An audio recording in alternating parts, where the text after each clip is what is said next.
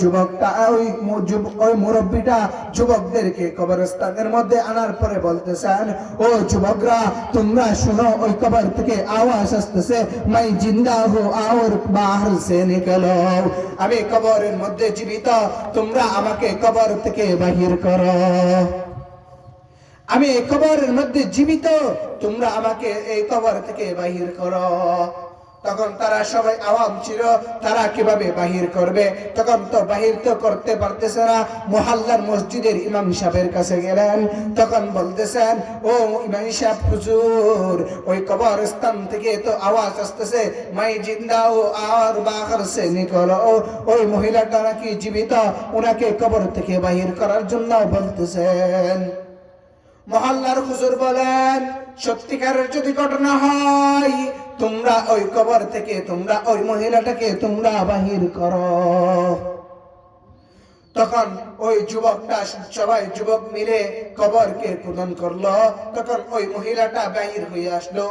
তখন বলতেছেন, তোমরা একটু বাহির হয়ে যাও, আমার বাসার মধ্যে আমি যেতে চাই।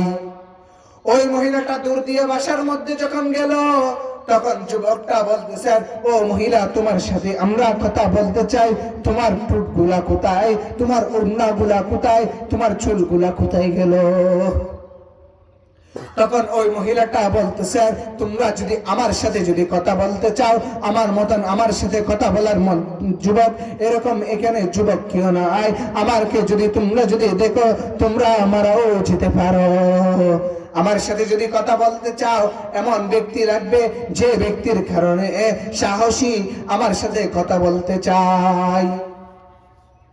তখন বলতেছেন, ও মহিলা, আমি সাহসী ব্যক্তি, আমি তোমার সাথে কথা বলতে চাই, আমি সাহসী ব্যক্তি, আমি তোমার সাথে কথা বলতে চাই।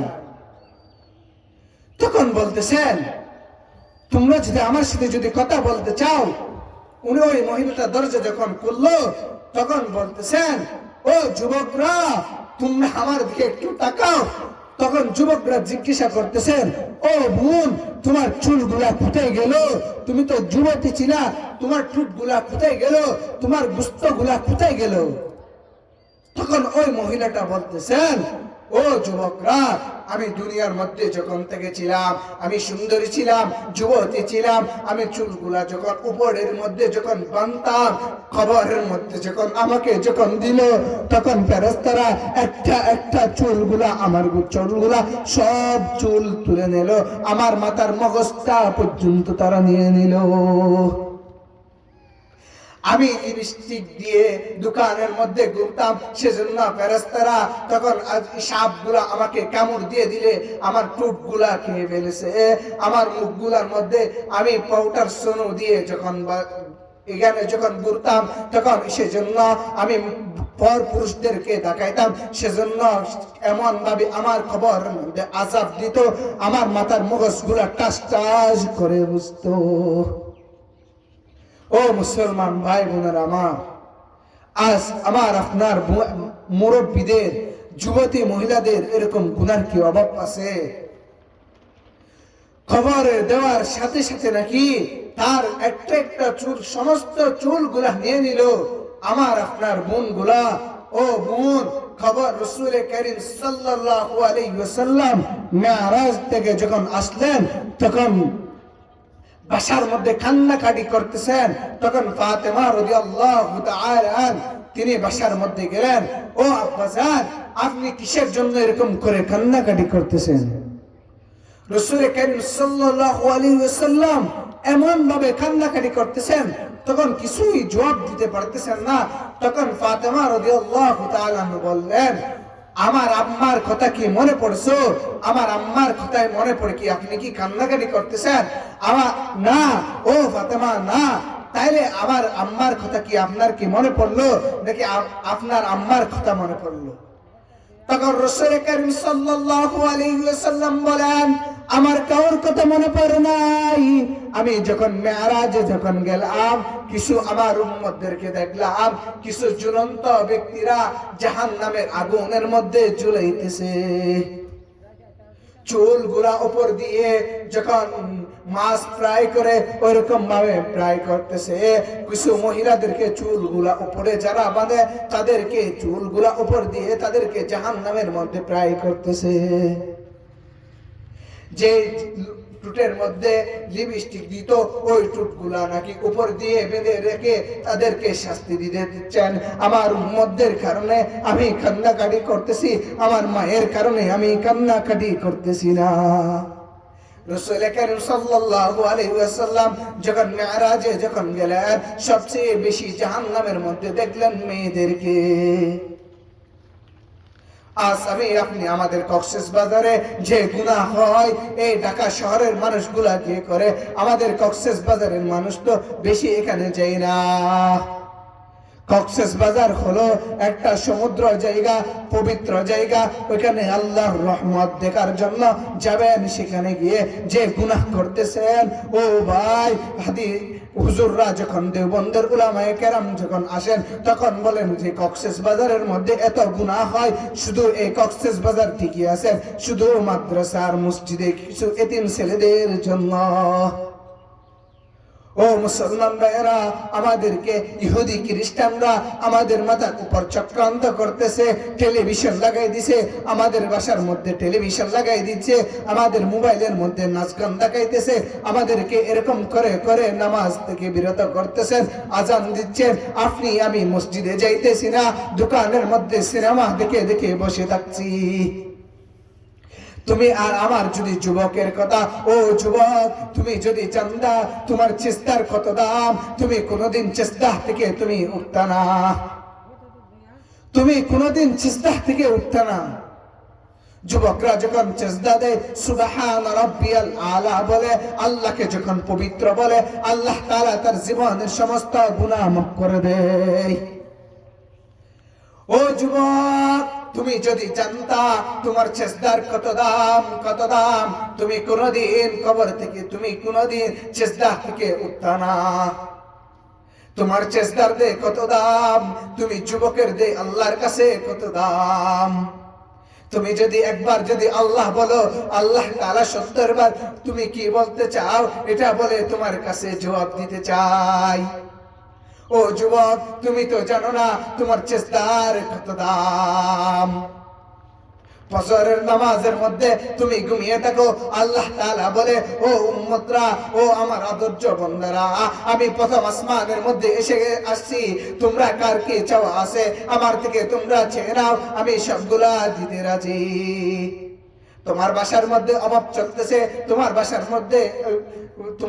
মধ্যে ঝগড়া চলতেছে, আমার কাছে একটু চাও না, আমি তোমার কাছে দেওয়ার জন্য না প্রথম আসমানের মধ্যে চলে আসলাম। তুমি আমার কাছে একটু কান্নাকাটি করো না, আমি তোমাকে দেওয়ার জন্য প্রথম আসমানের মধ্যে চলে আসলাম।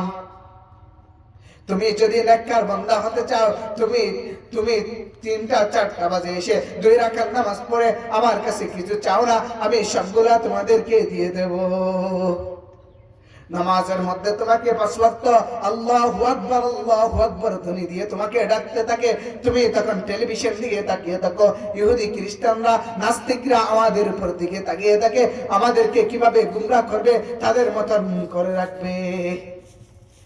তাদেরকে কি রকম জানো ও মুসলমান ভাইয়েরা, তাদের যখন ইহুদি খ্রিস্টানরা যখন তাদের যখন টাইম হয় তখন টুনটুন যখন আওয়াজ দেয়, তখন তারা যুবকরা তখন তাদের ধর্ম পালনের জন্য চলে যায়। তুমি আমি মুসলমান দোকানের মধ্যে বসে বসে গল্প করি। ও মুসলমান ভাইয়েরা আমার, যে আমাদেরকে ইহুদি খ্রিস্টানরা কিভাবে চক্রান্ত করতেছে, কিভাবে আমাদেরকে হানা করতেছে। সমস্ত ভাষার মধ্যে ইহুদি খ্রিস্টানরা আমাদেরকে নির্যাতন করতেছে। আজ মুসলমানরা ইসকন নামের আমাদেরকে যুবকদেরকে কিভাবে আমাদেরকে ঢুকাইয়া করে করে আমাদের রোহিঙ্গা মুসলমানদেরকে তারা খ্রিস্টান বানাইতেছে। ইহুদি নাসারা আমাদেরকে যেভাবে খ্রিস্টান বানাইতেছে, আমাদেরকে আমার নবীর হলো দুশমন হলো ইহুদি খ্রিস্টান। ইহুদি খ্রিস্টান হলো আমার বন্ধু না, আমার বন্ধু থেকে এটাকে তারা আমাদের বন্ধু না, তারা আমাদের দুশমন, আমার নবীর দুশমন, আমার জাতির দুশমন। ইসকন নামের যারা আমাদেরকে ভালোবাসা দেখাইতেছে তারা আমাদের কোন দুস্ত না, তারা আমাদেরকে দুস্ত নামে কলঙ্ক দিতেছে। ও মুসলমান ভাইরা আমার, আমাদেরকে উলামায়ে কেরামদেরকে কিভাবে তোমরা তোমার নির্যাতন করেছিলা। আমাদের বোন ভারতের মধ্যে এখন আছে, যেভাবে আমাদের থেকে চলে গেল। আল্লাহ ধরলে ছাড় দেয় না, আল্লাহ ছাড় দেয়, ছেড়ে দেন না। ভারতের মোদী সহ আমাদের বাংলাদেশের মধ্যে আমার নবীর যে করছিল, আমার নবীকে যখন চিৎকার করেছিল, আমার নবীকে যখন কুড়ুক্তি করেছিল, তারা কত খুশি হয়েছিল। আমার নবীর বিরুদ্ধে যখন আমার মুসলমানরা, বাংলাদেশের মুসলমানরা, আমরা জানি নামাজ না পড়ুক, রোজা না রাখুক, আমার নবীর বিরুদ্ধে যখন কাফেররা যখন কিছু কথা বলে, আমার মুসলমানরা কেউ সহ্য করতে পারে না। আজ ইহুদি খ্রিস্টানরা আমাদের উপর কত নির্যাতন করতেছে। কেউ করতেছেন ইসকন নামে, কেউ করতেছেন অবৈধ নামে। আমাদের মুসলমানদের সন্তানরা তারা এগুলা বুঝতেছে না। তারা মনে করতেছে ইহুদি খ্রিস্টানরা আমাদের বন্ধু।